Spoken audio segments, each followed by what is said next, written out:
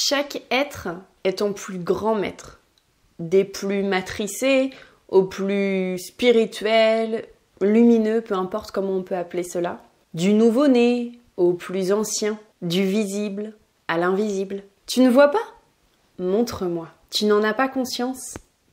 Montre-moi. L'enseignement rythme chacune de tes respirations. Tout est là. Il suffit de se reconnecter au moment présent, de vivre tout simplement le moment présent. Car ce n'est que dans le moment présent que tu peux vivre. Tu ne peux pas vivre dans le passé, tu ne peux pas vivre dans le futur. Tout cela n'est qu'illusion.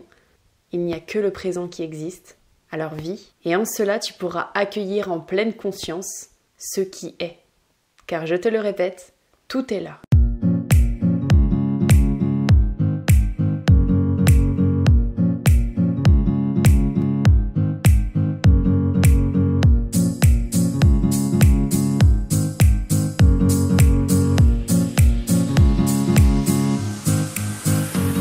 Hello petite âme, j'espère que tu vas bien. Alors voilà, en guise d'introduction, j'ai voulu faire un petit résumé finalement de ce que j'avais envie de vous dire. J'ai écrit ça en pleine nuit, juste comme ça, comme c'est venu. Alors je ne sais pas si ça va vous parler, si c'est complètement, enfin si c'est pas clair du tout et tout ça, je vais essayer de m'exprimer pour que ça puisse être peut-être plus clair. Je vais me connecter à mon cœur, à mon âme, et puis je vais voilà, essayer de vous transmettre au mieux ce que j'ai envie de vous partager aujourd'hui. Alors j'ai commencé par dire que chaque être est ton plus grand maître. Alors qu'est-ce que cela veut dire? En fait, que ce soit n'importe qui, comme je disais, n'importe quoi d'ailleurs, du monde de l'invisible ou du visible, un bébé, un très ancien, ce sera ton plus grand maître. Puisque à chaque instant, dans le moment présent, ta vie quotidienne est rythmée comme une partition de musique, en quelque sorte. Chaque note est à sa place et à chaque instant, tu vas pouvoir entendre, écouter et vivre ce moment. Et c'est toi qui décides, qui a un libre arbitre, qui décide de voir, d'écouter, d'apprendre, de ressentir la musique, ta vie, et d'avancer. Pourquoi je te dis ça? Parce que dans des situations, en fait, on a l'impression, quand on est sur le chemin spirituel, qu'il faut qu'on s'entoure uniquement de personnes qui sont sur le même chemin. Mais en fait, quand on est sur ce chemin-là, on se rend compte très vite, enfin, en tout cas, peut-être pas très vite, mais à un moment donné, que les gens dits matricés, et c'est pas du tout péjoratif quand je dis ça, c'est des gens juste qu'on a tous autour de nous, qui n'ont aucune conscience du monde, peut-être de l'invisible, qui n'ont aucune conscience finalement de leur propre âme, même si peut-être ils pourront te dire que oui, ils ont une âme, mais qu'ils n'ont aucune conscience justement de leur conscience et de l'ouverture en fait sur ce monde qui est finalement qu'une minuscule partie de l'iceberg. Voilà, c'est vraiment tellement petit ce qu'on peut voir et observer de ce qui est là. Ces personnes-là, finalement, seront tes grands maîtres, comme les personnes qui sont sur un chemin spirituel, comme des personnes qui vont pouvoir te faire des semaines spirituelles ou des chamans ou des grands maîtres spirituels, peu importe, en fait, tout cela seront tes grands maîtres. Parce que, et tu seras le grand maître également des autres.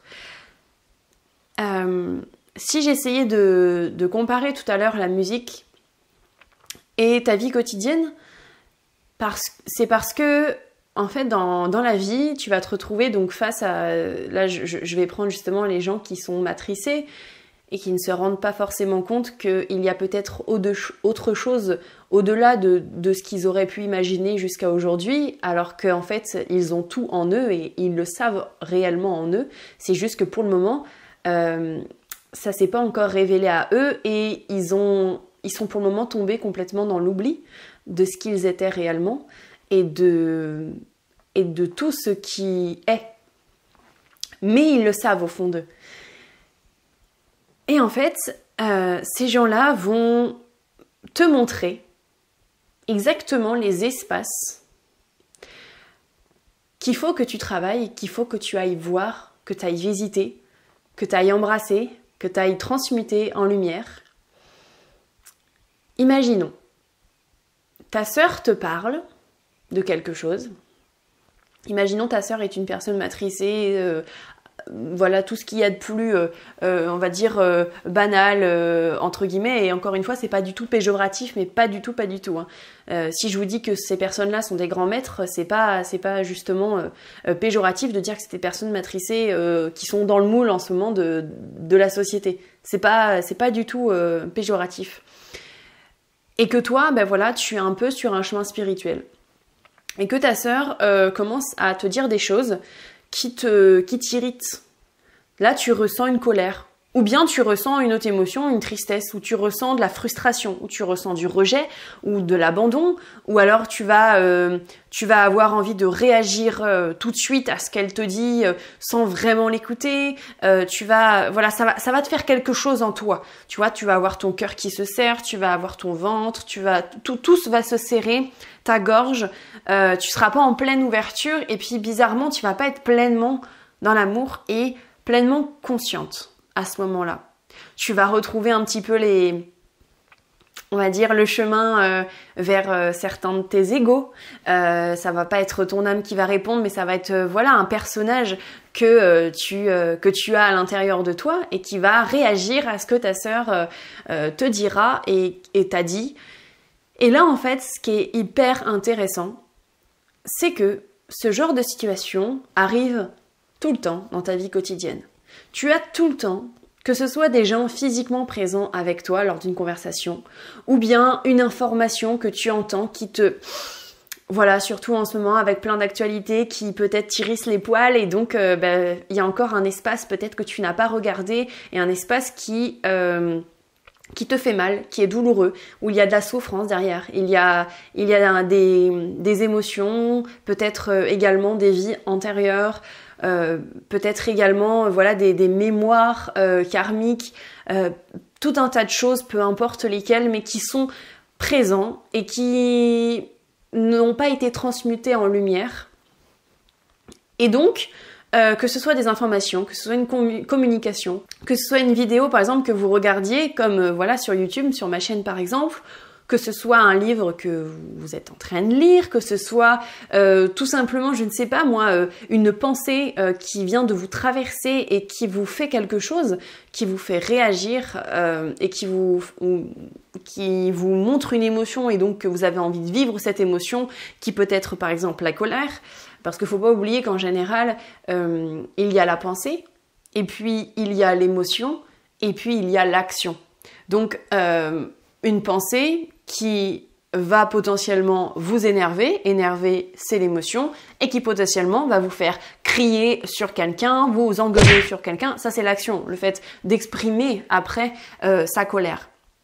Parce que nous pouvons avoir l'émotion, mais agir autrement. Mais quand tout cela va très vite et qu'il n'y a pas la conscience qui est là en même temps, mais qu'il y a peut-être l'ego qui est à la place, qui lui prend toute la place et va permettre d'accélérer tout cela sans même finalement que vous ayez pris conscience. Mais ça, c'est un réel travail. C'est-à-dire que tout ne se fait pas en une fois, en un jour. Donc, à chaque moment de votre vie, en fait, vous êtes confronté à vous regarder vous-même. Et c'est ça qui est magnifique. Bien sûr, vous pouvez prendre des moments de méditation. Là où vous allez peut-être prendre ce temps pour vous, d'être par exemple, de juste vivre le moment présent. Et sachez que justement, ce moment présent peut être à tout moment. Pourquoi ? Parce que le moment présent est le seul moment qui existe.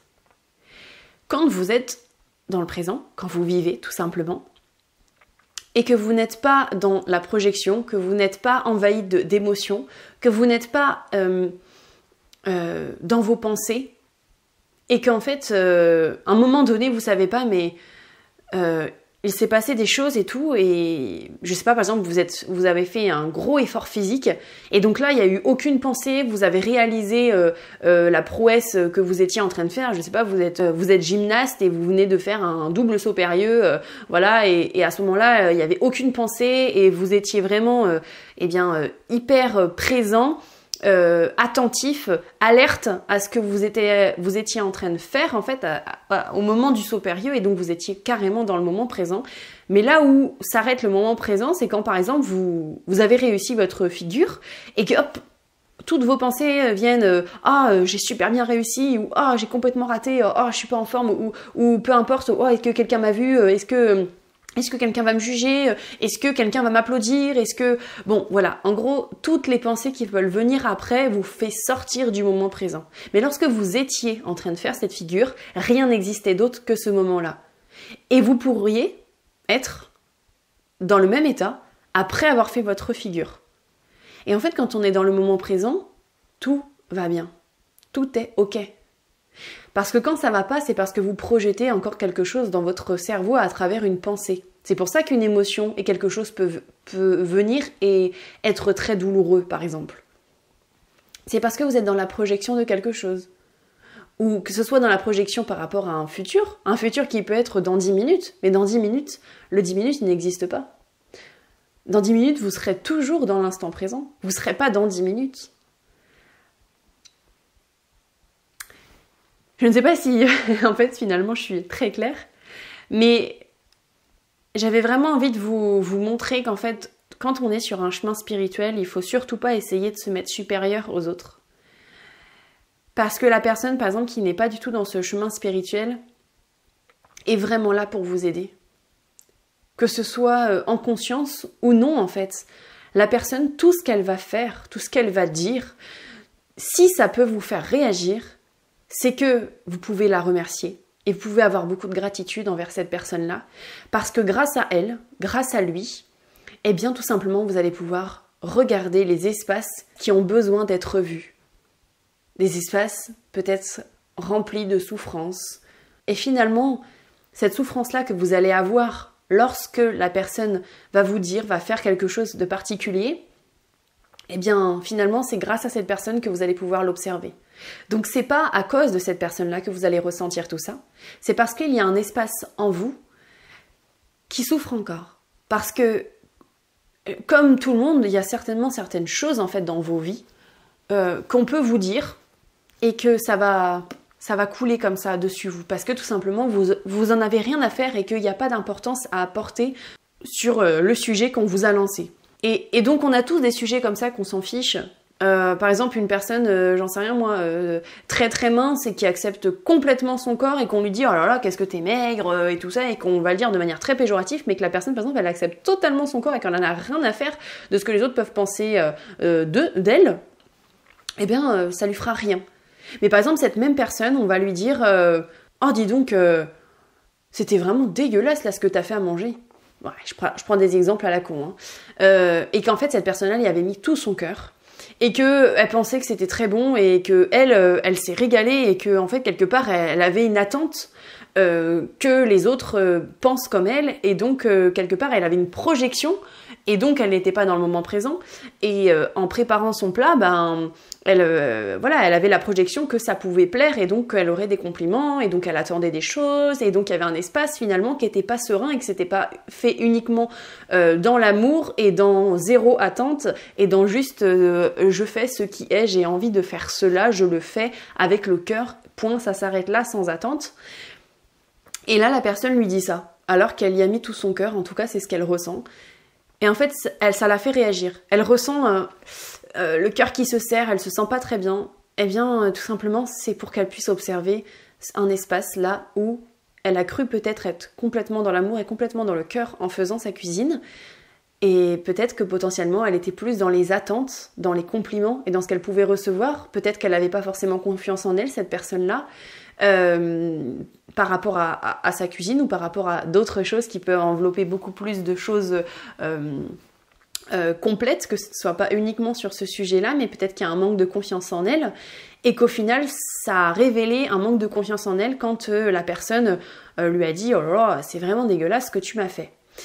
Et vous voyez en fait à chaque instant de la vie, pour des trucs de la vie quotidienne, tout simplement, eh bien là où vous réagissez, c'est là où vous n'avez pas encore observé, regardé, et peut-être qu'il y a des endroits où vous avez déjà observé, et donc à chaque fois vous voyez que ça réagit, et donc il faut encore aller voir, il faut encore aller voir. Moi je vous donne un exemple, par rapport au fait d'avoir envie d'avoir un bébé, et que mon conjoint, je vous avais fait une vidéo qu'il ne voulait pas encore créer une famille avec moi, et il n'était pas prêt encore. Et donc en fait, moi, j'ai beaucoup souffert de cette situation. Parce qu'en fait, je projetais le fait d'avoir un bébé, et je ne vivais pas l'instant du tout. Et j'avais énormément à travailler là-dessus. Je pense qu'il faudra peut-être que je vous fasse d'autres vidéos là-dessus, peut-être un peu plus profondes. Mais en fait, il faut voir que je suis descendue en moi pour aller voir en fait les problèmes et toutes les souffrances que j'avais liées à cela. Je vous dis tout de suite que je n'ai pas tout réglé, c'est certain. Et j'ai encore des choses qui me font réagir face à ça, qui ont encore de la colère ou de la tristesse. Peut-être plus de la tristesse d'ailleurs. Un sentiment aussi d'abandon. Enfin, plusieurs sentiments voilà, qui sont encore là. On va dire que je suis allée voir ces sujets-là, je les ai vus, et il y a plusieurs étages en fait. Par exemple, la première fois que je suis allée le voir, j'ai cru régler le problème. Dans le fond. J'ai cru vraiment que c'était terminé. Et en fait, un jour, une réflexion ou alors quelque chose qui venait de mon conjoint ou même pas de la famille ou de je ne sais trop où, ou même de moi-même, de ma propre pensée, a fait qu'en fait non, je réagissais encore sur quelque chose qui était donc le même sujet, mais c'était juste pas de la même manière que je réagissais et que c'était moins puissant, mais que c'était profond. Et en fait, à chaque étape où j'ai pu transmuter ça en lumière, j'ai observé qu'en fait, il y avait plusieurs étapes et que pour le moment, je n'ai pas terminé toutes ces étapes-là et qu'il y a encore à travailler là-dessus, à voir, observer et puis transmuter tout cela en lumière, en amour, embrasser toutes ces souffrances. Et donc, c'est vrai que c'est un réel entraînement.